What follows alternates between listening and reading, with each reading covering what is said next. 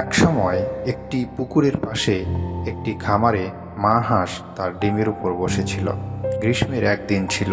একে একে তার সব ডিম ফুটে বের হলো ছোট ছোট হাঁসের ছানা।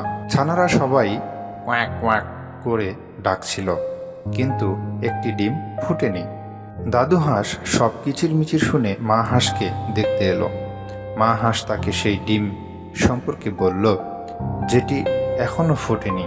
দাদু হাঁস ভাবল যে এই ডিমটি হয়তো টার্কির ডিম, কারণ এটি অনেক বড় ছিল। কয়েকদিন অপেক্ষার পর সেই বড় ডিমটি ফুটে গেল। মা হাঁস দেখল যে এই ছানাটি অন্যদের মতো নয়, এটি বড়, সাদা এবং কুৎসিত ছিল। মা হাঁস নিশ্চিত ছিল যে ছানাটি সময়ের সাথে সাথে অন্যদের মতো হয়ে যাবে।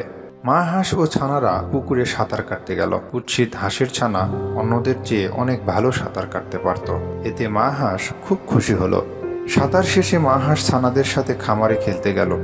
খামারের প্রাণীগুলো কুৎসিত হাঁসের ছানাটিকে দেখে তার প্রতি খুব নিষ্ঠুর আচরণ করলো। তারা বলল যে সে দেখতে কুৎসিত এবং অন্য হাঁসের ছানাদের মতো নয়।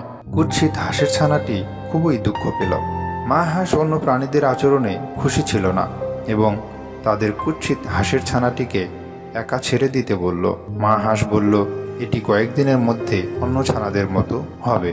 দিন গড়িয়ে গেল এবং কেউই মা হাঁসের কথা শুনল না। খামারের প্রাণীগুলো এখনও কুৎসিত হাঁসের ছানাটির সাথে মজা করত। অন্য হাঁসের ছানারাও তার সাথে খেলা করতে চাইতো না এবং তার প্রতি নিষ্ঠুর ছিল। কুৎসিত হাঁসের ছানাটি খুব দুঃখ পেল। সে আর খামারে থাকতে চাইতো না। এক রাতে সে পালিয়ে গেল। সে অনেক দূরে চলে গেল এবং একটি কাদাময় ঝোপে ঘুমিয়ে পড়ল।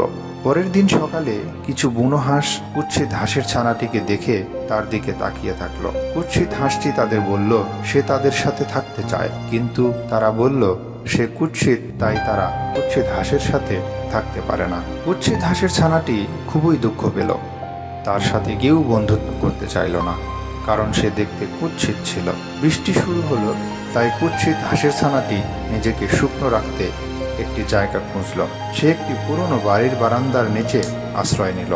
পরের দিন বাড়ির দরজা খুলে গেল এবং একটি বড় কুকুর বাইরে বেরিয়ে এলো। কুকুরটি কুৎসিত হাঁসের ছানার দিকে ঘেউ ঘেউ করে উঠল, আর হাঁসের ছানাটি দ্রুত পালিয়ে গেল।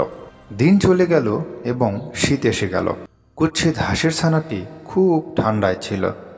সে পুকুরের পাশে একা থাকত এবং লম্বা ঘাসের মধ্যে তার ঘর বানিয়েছিল। এটি ছিল এক দীর্ঘ শীতকাল। অবশেষে বসন্ত এসে গেল উজ্জ্বল সূর্যলোকে। একদিন পুকুরে কুৎসিত হাঁসের ছানাটি তিনটি সুন্দর সাদা রাজহাঁসকে সাঁতার কাটতে দেখল। কুৎসিত হাঁসের ছানাটি জানত যে তারা তাকে বন্ধু হিসেবে চায় না, কারণ সে খুবই কুৎসিত। তিনটি রাজহাঁস কুৎসিত হাঁসের ছানাটিকে দেখল এবং তার কাছে সাঁতরে এলো। তারা বলল, হ্যালো নতুন রাজহাঁস। কুৎসিত হাঁসের ছানাটি তাদের জিজ্ঞাসা করল কেন তারা তাকে রাজহাঁস বলছে।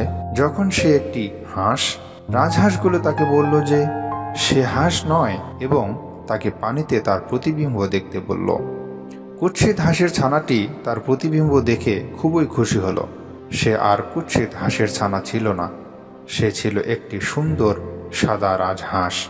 তিনটি রাজহাঁস তার বন্ধু হতে পেরে খুশি ছিল এবং তারা সবাই পুকুরে সাঁতার কাটতে লাগলো। চারটি রাজহাঁস আকাশে উড়ে গেল। কুৎসিত হাঁসের ছানাটি এখন একটি সুন্দর সাদা রাজহাঁস। সে খুবই খুশি ছিল। মাটিতে থাকা বাচ্চারা হাততালি দিল যখন রাজহাঁসগুলো তাদের উপর দিয়ে উড়ে গেল।